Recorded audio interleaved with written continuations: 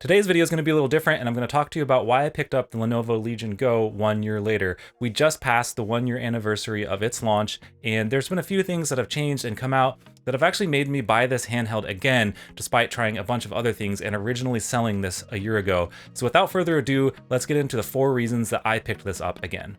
Now, the number one reason that I picked this up is definitely that we have Bazzite OS on this device. Bazzite's been out for a little while for the Legion Go, but it's been extra fine-tuned now to get all of the nice features integrated with a pretty seamless install process. You're no longer having to search out and install extra plugins, really. Pretty much everything works just out of the box. Now, of course, installing Bazzite on here comes with the regular drawbacks of SteamOS being certain anti-cheat games, and things like Windows, Xbox Game Pass games aren't going to be able to be installed and played on this device, but you do get that super nice ecosystem that SteamOS has, and the fact that everything just kind of works together without having to tinker too much.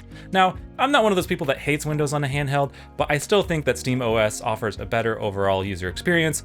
This is kind of a polarizing subject, so if you want to stick with Windows, go for it, but the other 3 points in this video will still apply. As far as how Bazzite is even better now than it was before, we now have seamless integration. So if you hit the quick access menu button, it pulls up your regular performance overlay on the right, and you can do all the regular things you would be able to do on a Steam Deck, like change the frame limit, change the TDP limit, and that all just works. Additionally, if you hit the back macro button on the right controller or double click the quick access menu button, you now get the handheld daemon menu, which has some additional controls here, and by selecting Y, you can expand that to get into the full detailed options should you choose to.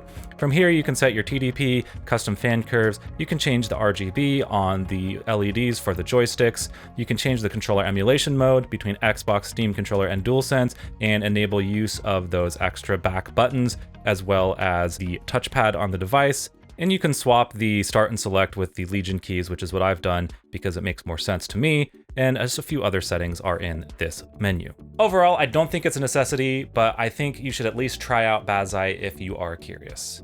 So let's move straight on to number 2, and that has to do with the comfort of the device. And the biggest thing there is that I have purchased these grips here on Etsy, the comfort grips, and I will link those down in the description below. And they make just a huge difference because they have this curved, rounded area where your palm can sit, and that just makes it so much more comfortable to not have that hard edge on the controller. I really don't know what Lenovo's designers were thinking when they did that. It does add a little bit of extra beef to the controllers, and normally I'm not the kind of guy to get a big, beefy grip. I like to have something that's comfortable but still fits nicely in my hand, and I just have average sized hands, but I don't actually think that this adds too much, and it still retains the comfort of the Legion Go while enhancing it without the palms really digging into your hands. So I think if you've tried the Legion Go in the past, but the ergonomics didn't cut it for you, or you have it now and you're considering selling it because of the ergonomics, definitely give these comfort grips a try. You can either buy them pre-printed or you can buy the STL file and print them yourself at home, which is what I did. All right, so that means we're moving on to point number 3, and that is carpal tunnel. I am on the verge of 40 and unfortunately turning into an old man, and everything starts to hurt a little bit more.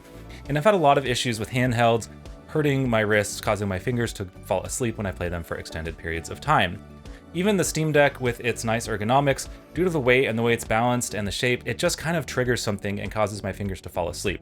The OLED deck is definitely better with its lighter weight, but it's still not perfect. The original Ally just has that sharp corner on the bottom that always kind of bothered me, and the Ally X, while it does improve the ergonomics somewhat, still don't think it's a perfect solution ergonomically, and it does add more weight, which can be an issue. Now you might be thinking, Based Derek, the Legion Go is even heavier than any of those. How could it possibly be better for your wrists? Well, really, it's the kickstand. Now, of course, the kickstand is something that's been there since release for the Legion Go, so it's not like that's something that brought me back, but what I did is realized how much that makes a difference when I'm playing.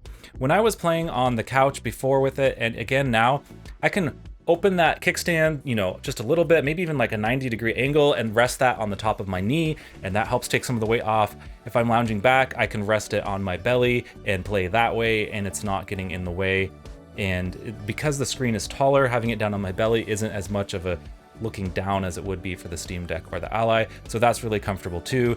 Pair that with those comfort grips and you really get a lot of options to make it just feel nice. So I've actually kind of gone back to this because it has that kickstand and because I can use other objects to rest the weight on, and I can play for much longer sessions without my wrists hurting. This may not apply to everyone, but if you're somebody that struggles with comfort and issues in your wrists with carpal tunnel, fingers falling asleep, holding heavier handhelds, then despite how it might go against what you'd think, the bigger Legion Go with its kickstand can actually be more comfortable than some of the lighter handhelds. And that brings me to my final point, number 4, and that again has to do with getting older and the fact that I wear glasses and my eyes just aren't perfect anymore, and that's just how amazing this screen is. Now, of course, that's not something that's changed since the device originally came out, but dang, does the screen look good on this. Even compared to OLED devices with VRR, yeah, there's other devices that have other factors of the screen that are nice, but having that 8.8 inches, that 1600p, and that high refresh rate really just makes everything pop. And honestly, the IPS on the Legion Go is one of the best IPS panels I've seen in terms of color saturation. It really looks pretty crisp and good without having to boost anything, and even kind of holds up against OLED in every factor other than the contrast and the darks being black, which is to be expected because you can't perform miracles. For me, I just like having that big, vivid display area. Some people might say, oh, the resolution's too high, the Legion Go can't push it in games, and you know what? I think that's not necessarily true. Yeah, I mean, if you're just gonna try to play Cyberpunk and all the latest AAAs on the handheld, no, you're not gonna be able to push 1600p on it. That is totally true. But if you're willing to play indies, lighter weight games, older AAA games, or even better, stream Moonlight from a desktop PC, then you can take advantage of that 1600p and that 144 Hz. So I think you still can leverage all of that screen depending on what you do. So in conclusion, the 4 things that brought me back to the Legion Go are Bazzite, the enhanced comfort grips, ergonomics and carpal tunnel issues, and the glorious large screen.